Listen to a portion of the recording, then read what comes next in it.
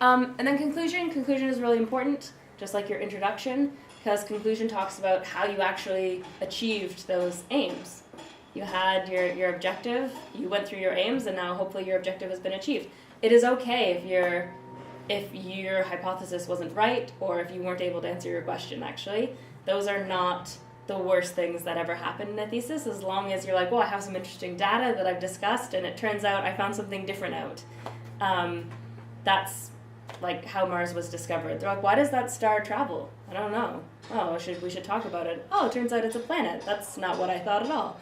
So that's okay to discover something that you weren't expecting, and in fact, you should be open to that. You know, if you had your results and your conclusion done before you analyzed your data, that would be a bad thesis, bad academics. But you want to make sure that you show, okay, this was what I wanted to achieve, this is how I went about achieving it, or trying to achieve it, this is what came about from it. So yeah, that's main findings. Recommendations. So recommendations can look like different things. Recommendations could look like, oh, now we should have some laws passed where they have to plant trees in areas that have cyclones, because it turns out trees are the best thing, or not. I mean, I don't know anything about it. Or it might look like people should now research what Facebook is doing to our youth. So it can look like totally different things, your recommendations. They might be policy recommendations, they might be legal recommendations, they might be recommendations in terms of further academic research, there might be recommendations in terms of awareness of, media impact on different things and re-looking at something. So some kind of thing that follows on from your research, though, because probably it's not just finished with you. You didn't find the total sum answer. It's like, what happens next? The recommendation is related to the objective or something like that, because I put some objectives, and the recommendation is based on that objectives. Well, it's more based on your findings. So if you haven't reached your objective, like say something's happened, your recommendation might be, this is what could further this research to reach that objective eventually. Like, this is what we could do to make it better. If you have reached that objective, now you might say, well, this is the research someone could do to answer the next question, which follows on from my research.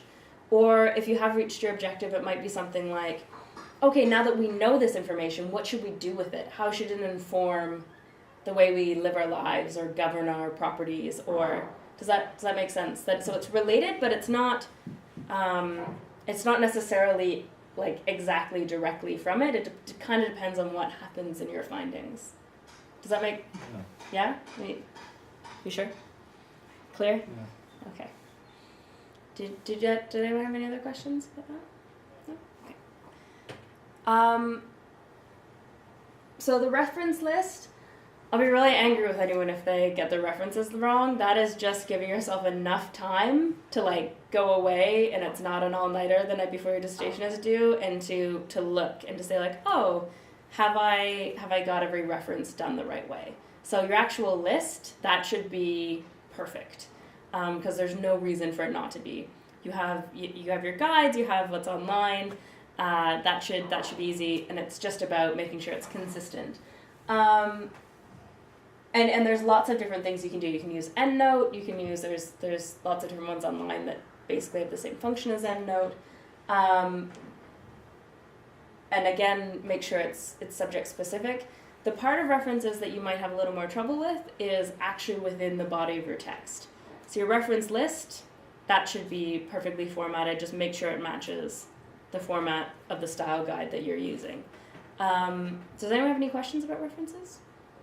People are pretty happy with references? No, it's a very difficult part. Okay, what's going on with references? Because there is peer-reviewed journals. Mm-hmm. There is one type you have to write, and then another is books. Mm-hmm. So it's confusing sometimes. Okay, yes, it can be confusing, but I think the thing to remember about those is that there is an example for every single thing. So all you have to do is follow that example. So I know there are hundreds of different things. There's like, oh, this is an interview. That's a book with multiple authors. That's a chapter in a book.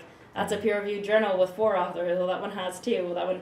So there's lots of different things, but all you really need to do, and it's really time-consuming. Yeah. It's like it takes 5 times longer than you. The marks off or something.